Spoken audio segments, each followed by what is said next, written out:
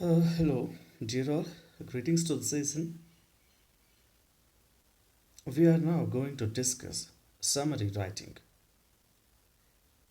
which is session 39 and PPT created by Srimati Nivedita and Dr. Tarini Shubhadaini. And I am Nagaraj MV. Now we'll see what are the things associated with writing a summary, which is prescribed as a part of writing skills for the students of 4th semester BA and BSc. Session 39, Summary Writing. Before going to the main topic, we'll see what is a summary. We might have heard it quite often. Preparing a summary or just writing a summary on the original text, and in our daily conversations also we may insist our friends to sum up the things, which also means to say when reporting a thing, okay, or when we are about to give an idea of a topic or a theme. ಸಾರಾಂಶ ಬರೆಯೋದು ಅಂತೇಳಿ ಓದಿರ್ತೀವಿ, ಆದರೆ ಸಾರಾಂಶ ಬರೆಯೋದು ಹೇಗೆ ಅಂತ ತಿಳ್ಕೋಬೇಕು. That is very important. C, what is a summary? If somebody puts a question like this,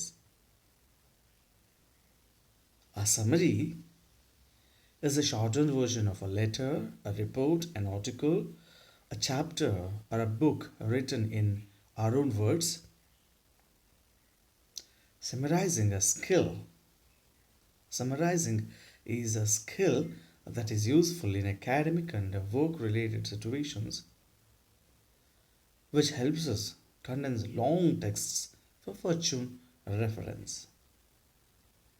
Summaries also enable us to check if a book or article is of relevance to a subject we are working on. Further, they are useful when we do not have time to read the original text. Keep this point as a tertiary. You might have seen blurb, something written in the last page of a book, and it is something that gives you an idea about a text. So, see, there are types of summaries. But before going to that, please keep one thing in mind, that while preparing a summary, we should not restrain ourselves from the original text or the original content, because it's not just shortened version of a text, it's also something that communicates the idea of the text clearly. A summary that is about a third of the original is called precise or precise also. It covers the main points of the original well enough to give the reader a comprehensive understanding of the piece without reading it. We read a precise because we are interested in the original but have no time to read it completely.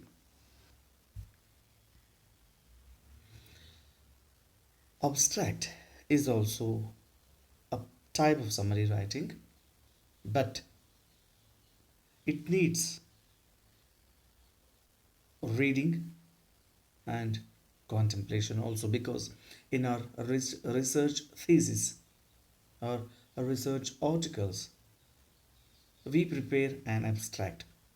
An abstract is something which tells what I am going to speak or what I am going to communicate throughout the article that I have prepared.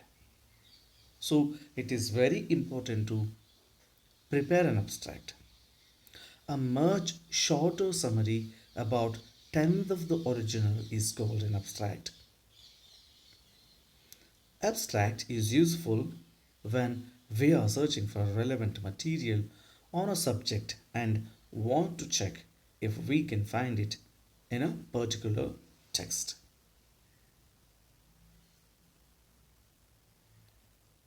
Summary writing deals with the main points of some detailed writing. See, you have a detailed text of, say, some 5 to 10 pages, and you have to condense it to one page. That's what actually summary writing. As I told you, to sum up the things.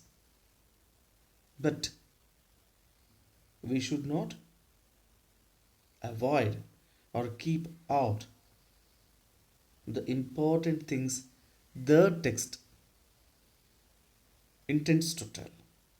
Many a times that happens, unfortunately.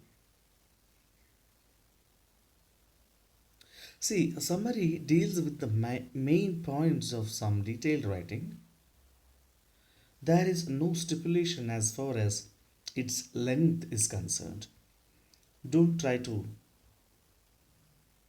constrain yourself to the length of a summary because it may run up to half or more than half of the original. Please keep this thing in mind. And how to summarize a passage is also a main question or an important task. See, there are a few guidelines to summarize a passage. First, we have to take down all the important points. They'll serve as a framework for summary. We have to go through the text thoroughly, take down some a few points, and after that we have to write out a summary, keeping this framework in our own words. A person who prepares a summary must have an idea about what he wants to present or communicate. Write simply, clearly, and briefly. Okay.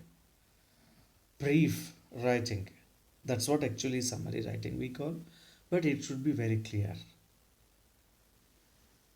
Okay. See, the factors which make our summary a good summary. Okay. We'll now see the essentials of a good summary. A summary should give the main points. It should read like a continuous piece of prose. That is very important. It must sound like reading a continuous piece of prose. It should not be cut and short or cut and paste or something like that. Because many people even do that. They'll just oust or keep few sentences in the original text out and take only a few sentences from the original text. That's not called a summary. Summary must be written in your own sentence or in sentences of our own. That is the primary condition. And it should read like a passage or a continuous piece of prose. It should be clear. It should be precise and brief. It should express the main idea in as few words as possible. It should be complete in the sense that it should contain all that is important in the original. See, these are the main things. These are a few tips or essential factors about preparing a summary. We'll see a few more significant things. We'll discuss it later.